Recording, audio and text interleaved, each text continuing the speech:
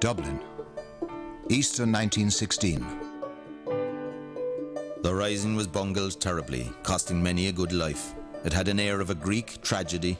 It seemed at first to be well organised, but became subjected to panic decisions and a great lack of essential organisation. This is the story of why the guns remained silent in rebel Cork.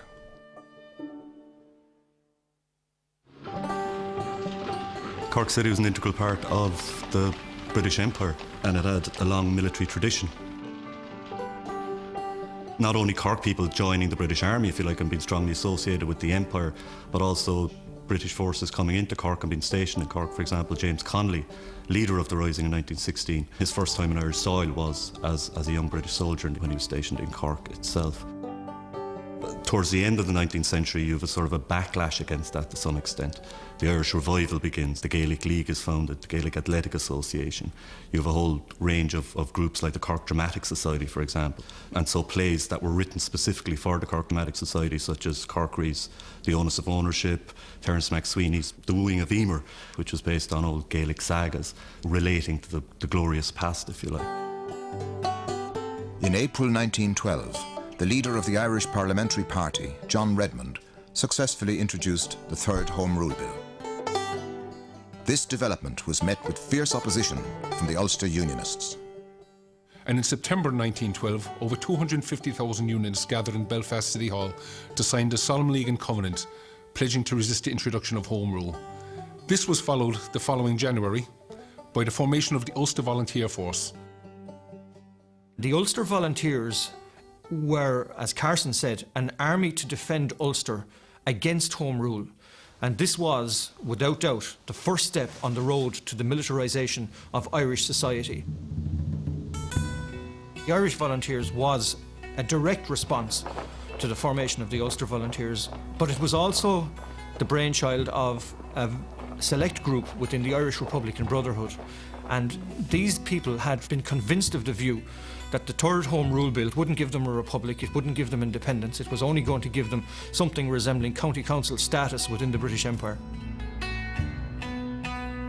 On the 14th of December 1913, Cork City Hall was packed to capacity for the inaugural meeting of the Cork Corps of the Irish Volunteers. The sort of competing elements within Cork politics had all turned up, which was to lead almost inevitably to trouble. The Ancient Order of Hibernians, or the Molly Maguires, who were sort of the shock troops really of the Irish Parliamentary Party, had positioned themselves, a group of them, right up the front near the platform, and they were really looking for trouble because Redmond at this stage had not endorsed or embraced the volunteers, and it was seen maybe as a threat, a challenge to the authority of the Irish Parliamentary Party, the home rulers, if you like, of nationalist politics. The main speakers were Owen McNeill, who was head of the Irish Volunteers, of course, and founder of the Gaelic League, and Sir Roger Casement. And when McNeill finished his speech by calling for 3 cheers for the Ulster Volunteers, all hell broke loose in the hall. Men wild and angry jumped up waving sticks. There was a cry of charge and a howling crowd of angry... The platform became like a congested boxing ring. One fella grabbed a water bottle, but he was struck under the chin and sent sprawling across the stage. One protester lifted a chair and crashed it down on the chairman's head. There was a monumental row between many of the different groups who were gathered in the hall, and it was only when somebody had the common sense to turn off the lights that order was regained. But nevertheless, a volunteer unit was established, an executive committee was formed, and the evolution of the Cork Brigade of Volunteers started that particular night in City Hall. Military experience was needed, so retired British Army officer Captain Talbot Crosby was appointed commanding officer of the Cork Volunteers. So the Irish Volunteers, indeed, certainly in the early months and in its early manifestation, was a very open, participatory, democratic organisation. Officers were elected and so on. It was very much a citizens' militia. It was also very much a kind of a DIY army in that sense that people had to buy their own uniforms, for example. Tailors, you know, were kept very busy, and dressmakers and so on. People had to acquire their own weapons if they could. There were even raffles where you could win a gun, you could win a uniform, that type of thing. They carried whatever weapon they could get. Sometimes that consisted of a hurley, sometimes pikes were used later on. So it was very much a kind of a recreational element to it almost, but a very strong sense of political purpose as well. The critical difference between the Irish Volunteers and the Ulster Volunteers was that in Ulster, the political establishment was fully behind the Ulster Volunteer movement, whereas in the South, the political establishment most certainly was not. John Redmond and the Irish Parliamentary Party looked at the volunteer movement with deep suspicion. As new recruits began to pour into the organisation, Redmond felt the time had now come for him to take control. Owen McNeill also had similar thoughts. And eventually, it was agreed that Redmond would supply 25 members to the national executive of the Volunteers and 5 members to the Cork Committee. The storm clouds of World War I were gathering over Europe. The unity of the Cork Brigade would soon be tested. So immediately following the outbreak of war, Talbot Crosby, off his own bat really, offered the services of the Cork Volunteers to the British Army in the First World War. Matters came to a head on Sunday, the 30th of August 1914, when a public meeting of the Cork City Corps of Volunteers was held in the Corn Market to decide the unit's future. After a long and acrimonious debate, over 1,000 men voted to follow Talbot Crosby. Tomás McCurtain took command of the 26 volunteers who didn't follow Talbot Crosby. The hardcore minority who resisted maintained the title Irish Volunteers. The Redmondites became the National Volunteers. So the volunteer movement that had been united across the summer of 1914 finally splits apart then in September 1914. Over 6,000 Cork men answered the call and enlisted to fight for king and country. Britain highlighted local events in an intensified recruitment drive. 2 key events that were used in Cork, the Lusitania, the sinking of the Lusitania in 1915, which was a massive sort of worldwide event and used generally, but it was specifically targeted at Ireland and at Cork as well, and Cork had a direct connection with it because the bodies were brought into Cove. There were also individuals associated with Cork who were directly used, most prominently Michael O'Leary from Inchigeela, who was the first Irishman to win a Victoria Cross or a VC medal in 1915.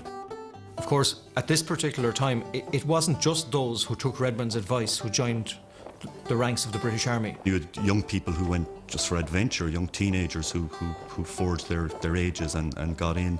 People like Tom Barry, who went on to lead the famous Flying Column, of course, in West Cork in the War of Independence. Tom Barry was a soldier in the British Army posted out to what is now Iraq and Mesopotamia at the time. Over 2,000 Cork men were lost in action. Private Dick Lynch told of the horrors of trench warfare in his final letter home to his fiancée, Amy O'Shea. My own darling Amy, at last I'm able to... My darling Amy, over 60 dead since I wrote you last. It's a case of shells all day, and the gas is the knockout blow. I've seen the beautiful Cathedral of Ypres knocked to pieces in less than an hour. It's as big as any 5 churches in Cork. By the way, if you have any numbers of the Examiner, I'd love to see them. Say an odd prayer, as accidents may occur to a fella at any time. But thank heaven I have a clean sheet. Love to all your own and ever always Dick.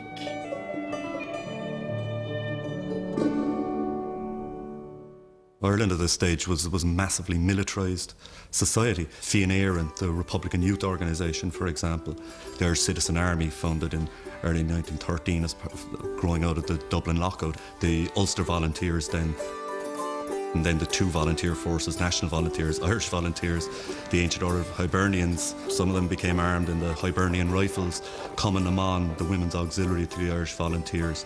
So right across the board then you have up to 250,000 people in these citizens' militias across the country.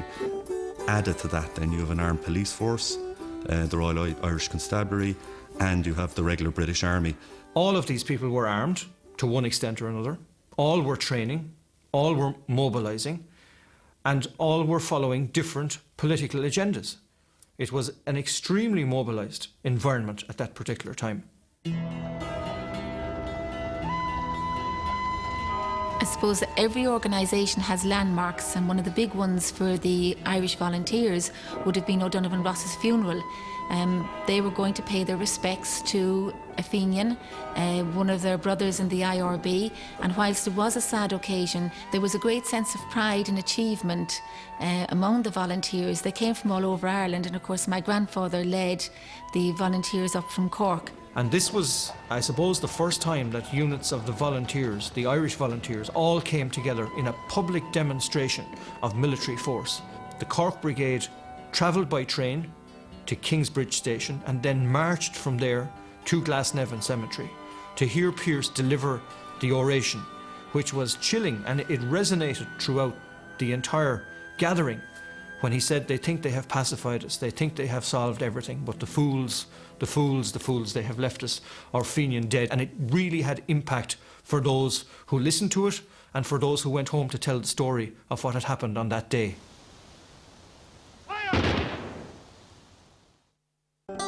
The Cork Volunteers under McCurtain grew in strength.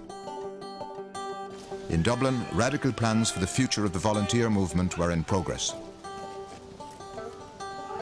So, as we move into 1916, we have in effect the beginning of a confused situation.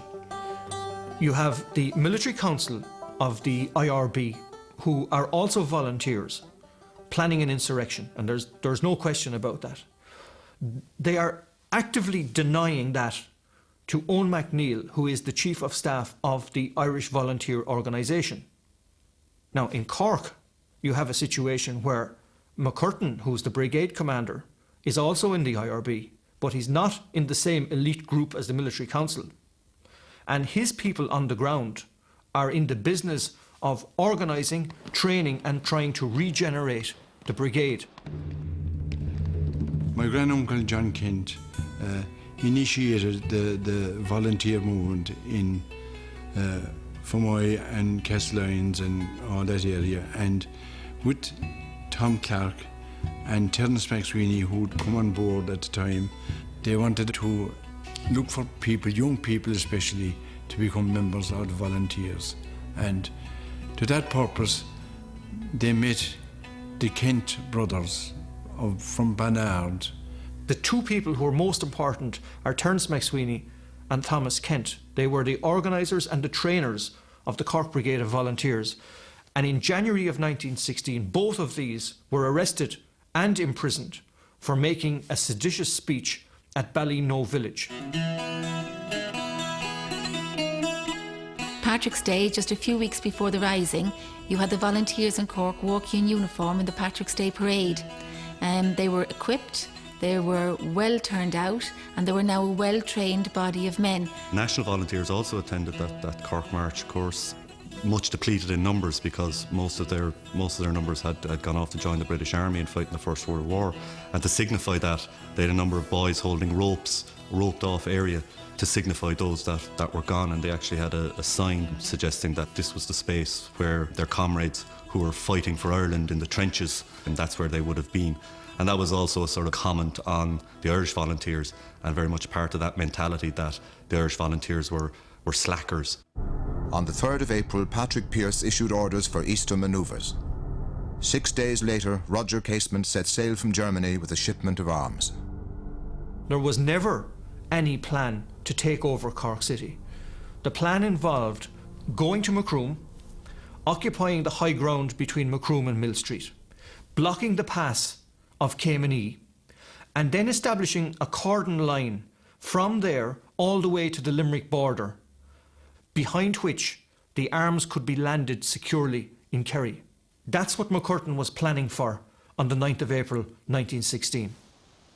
On the Monday before Easter, Bridget Foley, a member of the Countermand in Dublin, arrived in the city with a dispatch from Sean McDermott, which informed McCurtain of the true objectives of the operation that would take place on Easter Sunday. In fact, this message was actually an order converting the manoeuvres at Easter into an insurrection, and to put it mildly, McCurtain was outraged. This was the first he had heard from any source that a rising was being planned.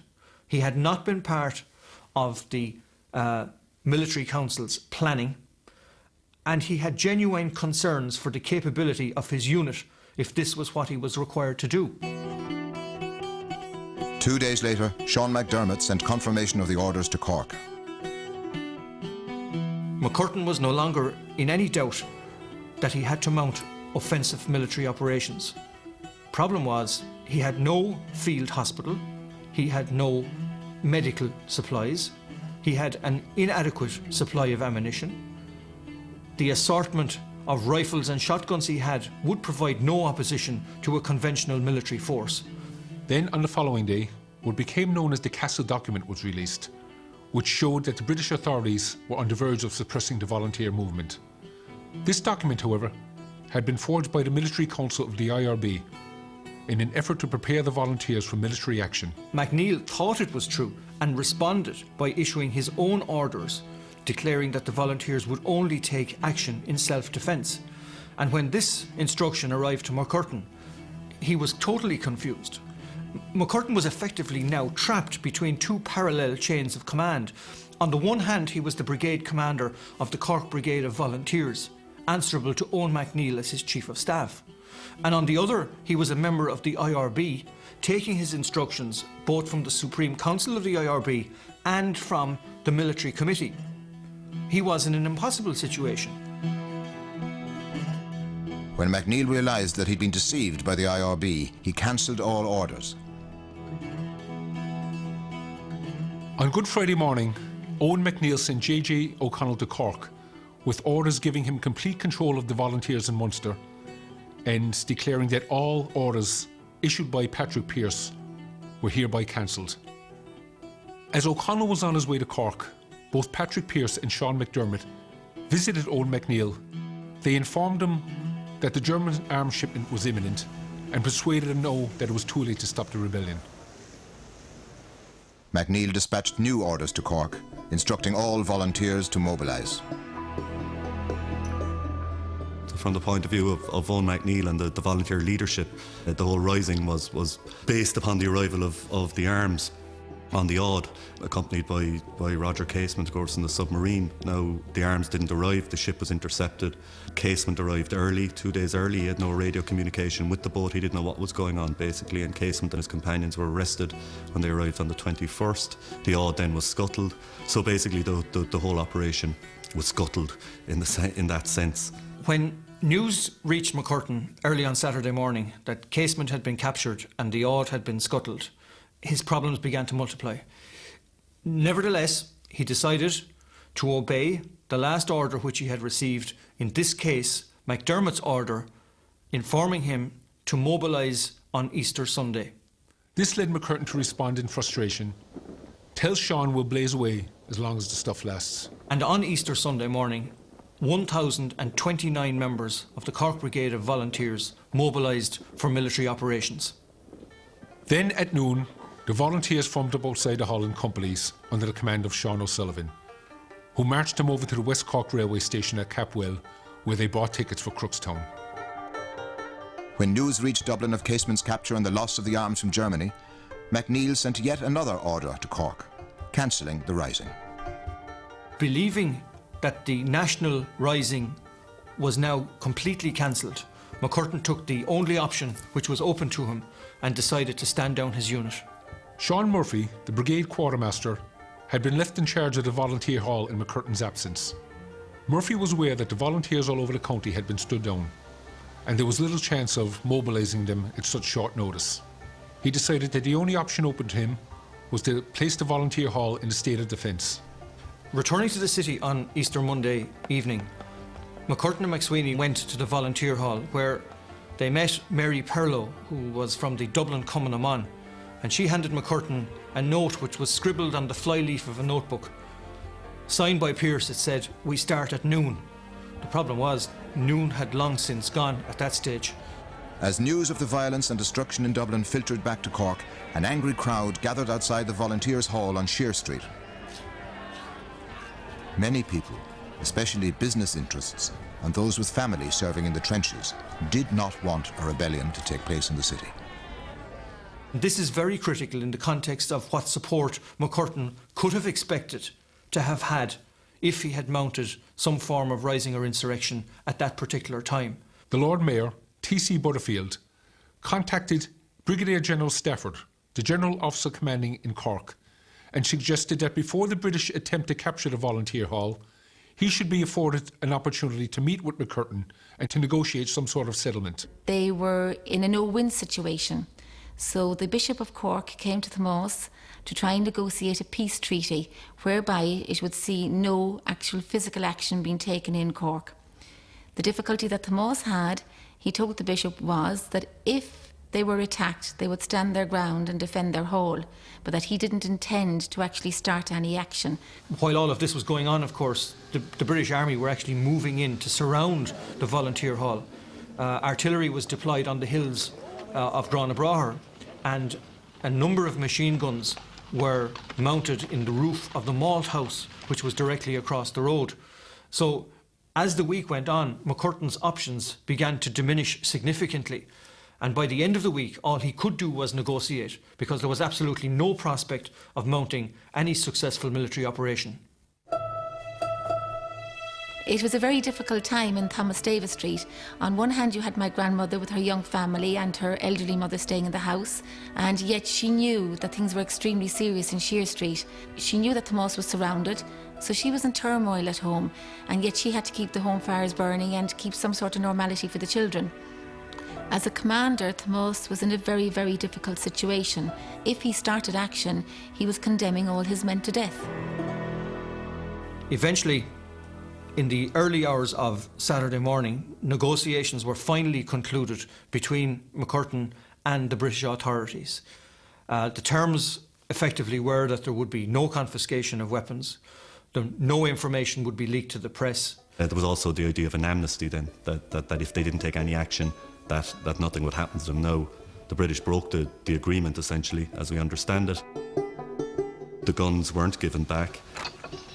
The leaders were arrested. There was a swoop of all the volunteer leadership. Early on the morning of May the 2nd, the Royal Irish Constabulary surrounded the Kent home and ordered the boys inside to come out, and they were under arrest, and they said they would never surrender. A gun battle ensued.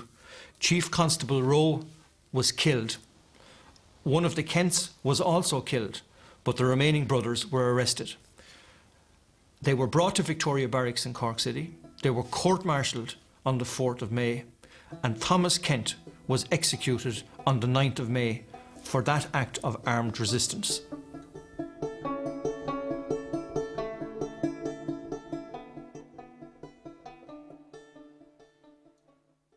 "1916 obviously weighed very heavily on my grandfather's mind, and he felt very bad that he had left down the men of action in the Easter Rising in Dublin. But he said, first of all, for those of you that are going to judge, be careful because you weren't there. But he did feel that he had still made the right decision.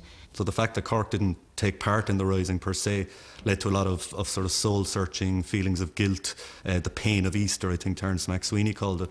Now, there was 2 inquiries in 1917, one by the IRB and one by the Irish Volunteers, to investigate what had happened in Cork. And the findings of both of those exonerated the leadership of the Volunteers and basically indicated that they couldn't have acted other than they had acted. When we look at McCurtain and evaluate his leadership, he did a remarkably good job.